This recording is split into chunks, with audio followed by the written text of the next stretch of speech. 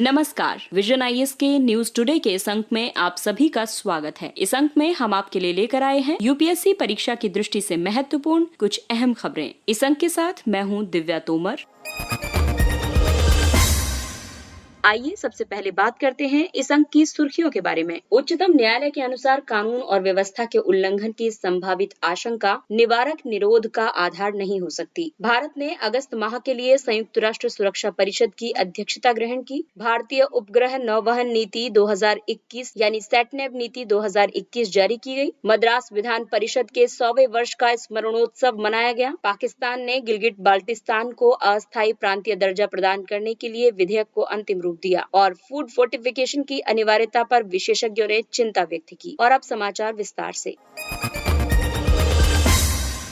उच्चतम न्यायालय के अनुसार कानून और व्यवस्था के उल्लंघन की संभावित आशंका निवारक निरोध का आधार नहीं हो सकती। उच्चतम न्यायालय ने बांका स्नेहा शीला बनाम तेलंगाना राज्यवाद में ये निर्णय दिया है कि कानून और व्यवस्था के उल्लंघन की संभावित आशंका के आधार पर निवारक निरोध के उपबंध को लागू नहीं किया जा सकता। निवारक निरोध का आदेश केवल तभी पारित किया जा सकता है जब संबंधित गतिविधियों का प्रत्यक्ष रूप से लोक व्यवस्था पर प्रतिकूल प्रभाव उत्पन्न होता हो। उच्चतम न्यायालय ने कहा कि लोक व्यवस्था के उल्लंघन और इसे प्रभावित करने वाले मामले बहुसंख्य जनता को प्रभावित करते हैं, जबकि इसके विपरीत कानून और व्यवस्था के उल्लंघन में कम गंभीर प्रकृति वाले मामले शामिल होते हैं। इसके साथ ही निवारक निरोध अनुच्छेद 21 यानी विधि की सम्यक प्रक्रिया के अंतर्गत होना चाहिए और ये अनुच्छेद 22 यानी मनमाने ढंग से गिरफ्तारी और निरोध के विरुद्ध सुरक्षा के साथ सुसंगत होना चाहिए। निवारक निरोध की बात करें तो ये किसी व्यक्ति द्वारा संभावित अपराध या अनुचित कृत्य किए जाने के संदेह के आधार पर संबंधित व्यक्ति को हिरासत में लेने की कार्रवाई है। ये सीआरपीसी 1973 की धारा 151 के तहत होता है। भारतीय संविधान का अनुच्छेद 22 गिरफ्तारी और निरोध से संबंधित मामलों में सुरक्षा प्रदान करता है। संविधान का यह अनुच्छेद व्यक्ति को कुछ अधिकार प्रदान करता है, जैसे गिरफ्तारी के कारणों से यथाशीघ्र अवगत कराना, अपनी रुचि के विधि व्यवसायी से परामर्श करना और प्रतिरक्षा प्राप्त करना। हालांकि ये अधिकार किसी तत्समय शत्रु, अन्य देशीय नागरिक या निवारक निरोध कानूनों के तहत हिरासत में लिए गए व्यक्ति को प्रदान नहीं किए गए हैं।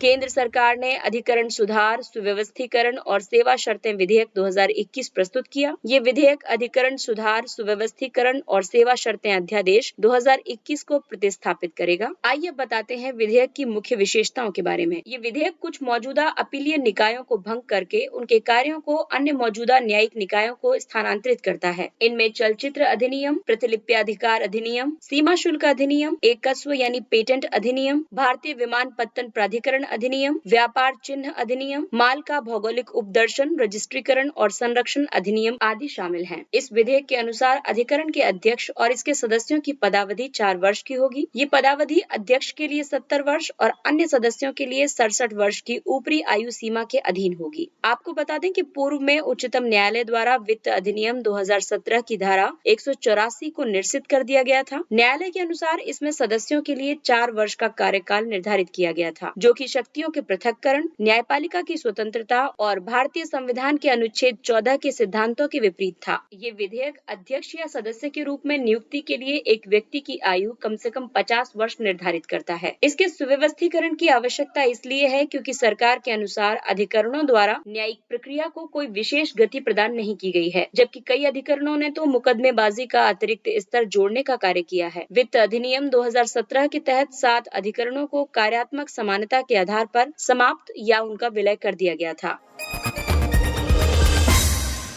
भारतीय उपग्रह नौवहन नीति 2021 भारत के उपग्रह आधारित नौवहन और आवर्धन सेवा क्षेत्र में आत्मनिर्भरता प्राप्त करने के लक्ष्य की प्राप्ति के लिए अंतरिक्ष विभाग द्वारा एक व्यापक सैटनैव नीति 2021 प्रस्तावित की गई है। उपग्रह आधारित नौवहन वैश्विक या क्षेत्रीय कवरेज की क्षमता से युक्त नौवहन उपग्रहों का एक समूह है। साथ ही इसके सहायक बुनियादी ढांचे को सभी मौसम में कार्यशील, अप्रतिरोधी, त्रिआयामी अवस्थिति, वेग और सामयिक डेटा प्रदान करने के लिए डिजाइन किया गया है। इस रणनीति के मुख्य उद्देश्य असैन्य उपयोगों के लिए फ्री टू एयर नौवहन संकेत और सामरिक उपयोगों के लिए सुरक्षित नौवहन संकेत की निरंतर उपलब्धता सुनिश्चित करना है। भारतीय उपग्रह नौवहन और आवर्धन संकेतों की अन्य वैश्विक नौवहन उपग्रह प्रणाली और उपग्रह आधारित आवर्धन प्रणाली यानी सैटेलाइट बेस्ड ऑगमेंटेशन सिस्टम संकेतों के साथ संगतता और उनकी इंटरलिंकिंग की दिशा में कार्य करना है। अवस्थिति, वेग और समय आधारित सेवाएं प्रदान करना है। सरकार के आत्मनिर्भर भारत अभियान के हिस्से के रूप में अंतरिक्ष आधारित नौवहन सेवाओं और SBAS को जारी रखना और अद्यतित करना शामिल है। भारतीय सामरिक समुदाय के लिए भारतीय नौवहन प्रणाली नाविक के माध्यम से सुरक्षा SBNS प्रदान किया जाता है। नाविक या भारतीय प्रादेशिक नौवहन उपग्रह प्रणाली इसरो द्वारा विकसित एक स्वतंत्र क्षेत्रीय नौवहन उपग्रह प्रणाली है। भारतीय हवाई क्षेत्र के लिए GPS समर्थित भू संवर्धित नौवहन गगन के माध्यम से SBAS सेवाएं प्रदान करना, नौवहन सेवाएं और अवस्थिति परिशुद्धता प्रदान करने के लिए गगन को इसरो और भारतीय विमानपत्तन प्राधिकरण द्वारा संयुक्त रूप से विकसित किया गया है।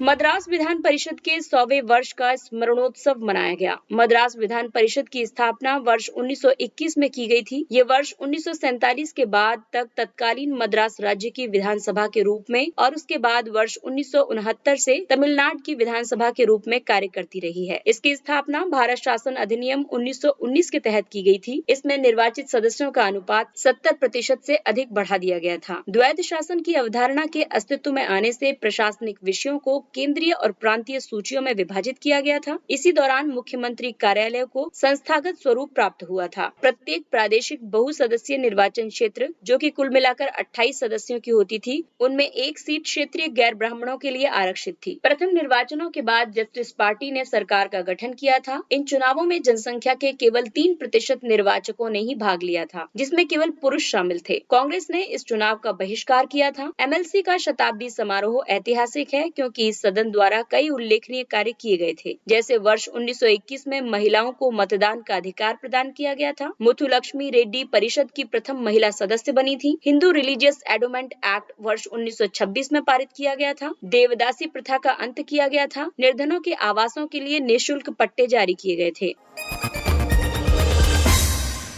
पाकिस्तान ने गिलगिट बाल्टिस्तान को अस्थायी प्रांतीय दर्जा प्रदान करने के लिए विधेयक को अंतिम रूप प्रदान किया। गिलगिट बाल्टिस्तान तत्कालीन जम्मू और कश्मीर रियासत का एक हिस्सा था। कबायली लड़ाकों और पाकिस्तानी सेना द्वारा कश्मीर पर आक्रमण के बाद 4 नवंबर 1947 से ये पाकिस्तान के नियंत्रण में है। इसका नाम बदलकर पाकिस्तान के उत्तरी क्षेत्र कर दिया गया है। इसे कराची समझौते 1949 के माध्यम से पाकिस्तान की संघीय सरकार के प्रत्यक्ष नियंत्रण में लाया गया था। गिलगिट बाल्टिस्तान आदेश 2018 का मुख्य उद्देश्य गिलगिट बाल्टिस्तान को पाकिस्तान के 5वें प्रांत के रूप में शामिल करना है। बलूचिस्तान और खैबर पख्तूनवा, पंजाब और सिंध पाकिस्तान के अन्य 4 प्रांत हैं। भारत ने अपना पक्ष प्रस्तुत करते हुए कहा है कि अवैध रूप से और बलपूर्वक अधिकृत किए गए क्षेत्रों पर पाकिस्तान की कोई अधिस्थिति यानी लोकस स्टैंडी नहीं है। भारत ने दावा किया है कि ये क्षेत्र वर्ष 1947 से भारत संघ के जम्मू और कश्मीर के वैध, पूर्ण और अखंडनीय अधिग्रहण के आधार पर भारत का एक अभिन्न अंग है। गिलगिट बाल्टिस्तान का क्षेत्रफल 72,971 वर्ग किलोमीटर है। यहाँ पर 2 मिलियन से अधिक जनसंख्या निवास करती है। ये शिया बाहुल्य क्षेत्र है। यहाँ 14% शहरी आबादी है। यहाँ की साक्षरता दर 72% है और राजस्व सृजन में पर्यटन, ट्रैकिंग और पर्वतारोहण का अहम योगदान है। वर्तमान में इस क्षेत्र को स्वयं के मामलों में निर्णय लेने के लिए कुछ अधिकार प्राप्त हैं। स्वायत्तता के दिखावे के बावजूद ये क्षेत्र प्रत्यक्ष रूप से इस्लामाबाद द्वारा शासित है। पाकिस्तान एक प्रांत के रूप में गिलगिट बाल्टिस्तान को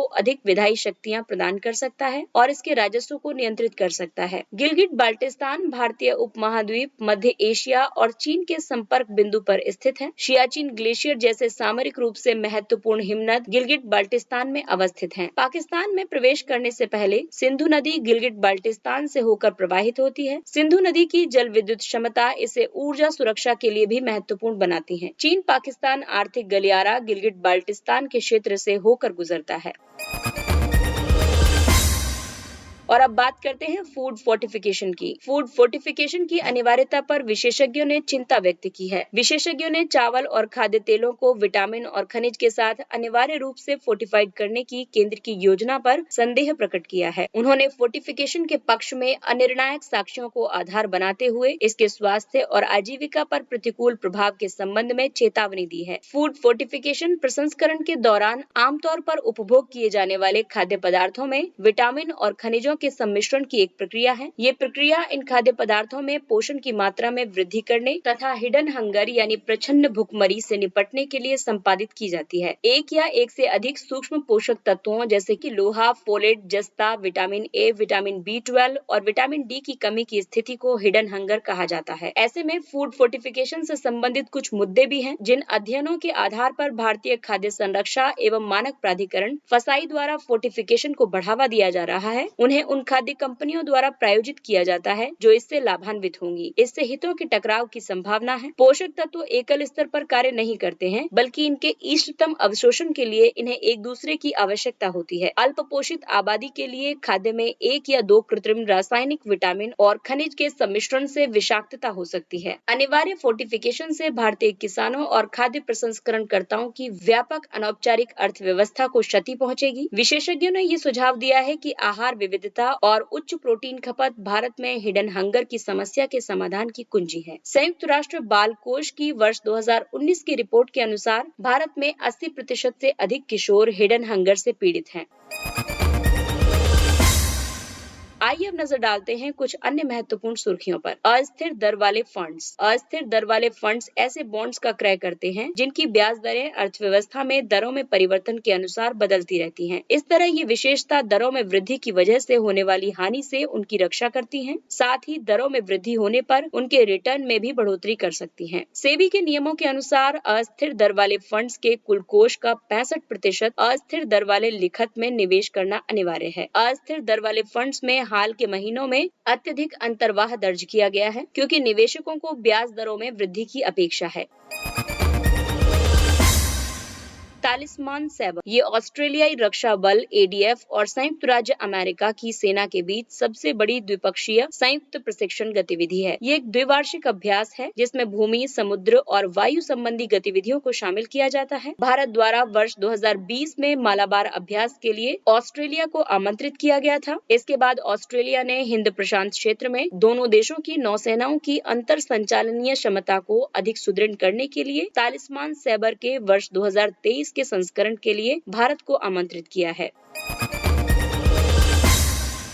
पृथ्वी पर ऑक्सीजन के उद्भव से संबंधित नवीन सिद्धांत। लगभग 2.4 बिलियन वर्ष पहले वायु में ऑक्सीजन की मात्रा नगण्य थी, किंतु केवल लगभग 400 मिलियन वर्षों में पृथ्वी के वायुमंडल में वर्तमान में उपलब्ध ऑक्सीजन की मात्रा का 10वां हिस्सा बन गया था। एक नए सिद्धांत के अनुसार ऐसा इसलिए हुआ क्योंकि ज्वारीय घर्षण की जटिल भौतिकी और चंद्रमा के साथ अन्योन्य क्रिया की वजह से पृथ्वी की घूर्णन गति कम हो गई थी। इसकी वजह से दिन की अवधि में वृद्धि होती गई और साइनोबैक्टीरिया को ऑक्सीजन का उत्पादन करने के लिए अधिक समय उपलब्ध होने लगा था। इस विचार को प्रभावशील माना जा रहा है क्योंकि इसमें बैक्टीरिया में किसी व्यापक जैविक परिवर्तन या विश्व के महासागरों में बदलाव की आवश्यकता उत्पन्न नहीं हुई थी।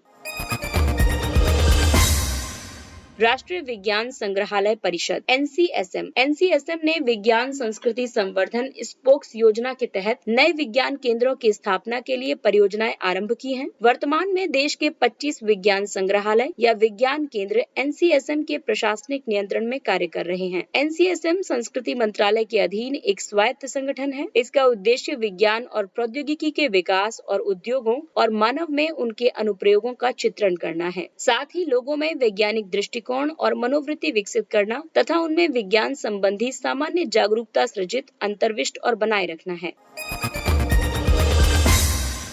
ग्लोबल पोजिशनिंग सिस्टम आधारित घड़ियां। भारतीय रेलवे अपने नियंत्रण कार्यालयों को GPS घड़ियां उपलब्ध कराएगी। इससे सेक्शन कंट्रोलर प्रत्यक्ष रूप से ट्रेनों के संचालन में शामिल स्टेशन मास्टर्स, लोको पायलट्स और अन्य कर्मचारियों के साथ समन्वय स्थापित कर सकेगा और संभावित दुर्घटनाओं को रोका जा सकेगा। GPS घड़ी एक उपग्रह आधारित प्रणाली है जो पृथ्वी पर सभी मनुष्यों को अंतर्राष्ट्रीय परमाणुविक समय मानकों तक कम लागत वाली पहुंच प्रदान करने के लिए परमाणुविक घड़ियों का उपयोग करती है। परमाणु घड़ी एक प्रकार की घड़ी ही है जो अत्यधिक सटीकता के साथ समय की गणना के लिए परमाणुओं, जिनमें आमतौर पर सीजियम और रुबिडियम है, इनकी विशिष्ट अनुनाद आवृत्तियों का उपयोग करती है।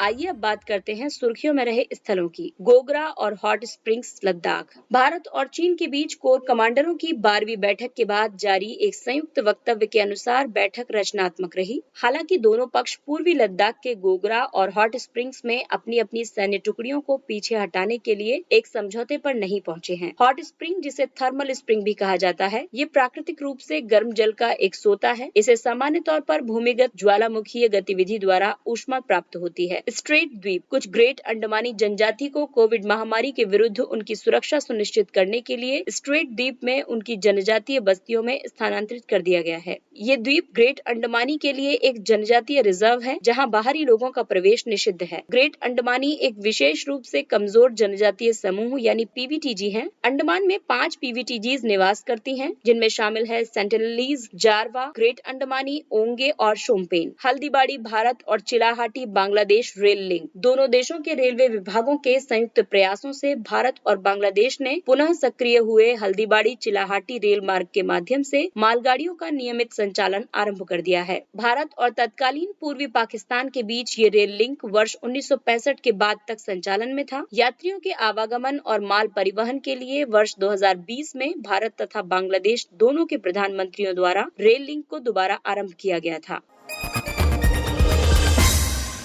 आइए अब बात करते हैं सुर्खियों में रहे व्यक्तित्व के बारे में। पिंगली वेंकैया। पिंगली वेंकैया का जन्म 2 अगस्त 1876 को हुआ और इनका देहावसान 4 जुलाई 1963 को हुआ। वे एक स्वतंत्रता सेनानी थे जिन्होंने भारतीय राष्ट्रीय ध्वज को डिजाइन किया था। वर्ष 1916 में उन्होंने a national flag for India नामक एक पुस्तिका प्रकाशित की थी। वर्ष 1921 में राष्ट्रीय ध्वज की आवश्यकता को स्वीकार करते हुए गांधी जी ने वेंकैया को इसे डिजाइन करने के लिए कहा था। प्रारंभ में उन्होंने एक हरे और लाल रंग से युक्त झंडे को प्रस्तुत किया था, लेकिन बाद में इसके बीच में एक चरखा और सफेद रंग को भी शामिल करते हुए इसे तिरंगे का रूप प्रदान किया गया। वर्ष 1931 में भारतीय राष्ट्रीय कांग्रेस द्वारा इस ध्वज को आधिकारिक तौर पर अपनाया गया था। इसके साथ ही ये अंक समाप्त होता है। अगले अंक में फिर मुलाकात होगी कुछ अन्य महत्वपूर्ण खबरों के साथ। तब तक अपना ख्याल रखिए और 18 वर्ष से अधिक के सभी लोग कोविड के दोनों टीके लगवाएं। इसके अलावा कोविड नियमों का पालन करें, मास्क पहनिए, 2 गज की सुरक्षित दूरी बनाए रखें और हाथ और मुंह साफ रखें। इसके साथ ही विजन IAS की पूरी टीम को दीजिए इजाजत। नमस्कार।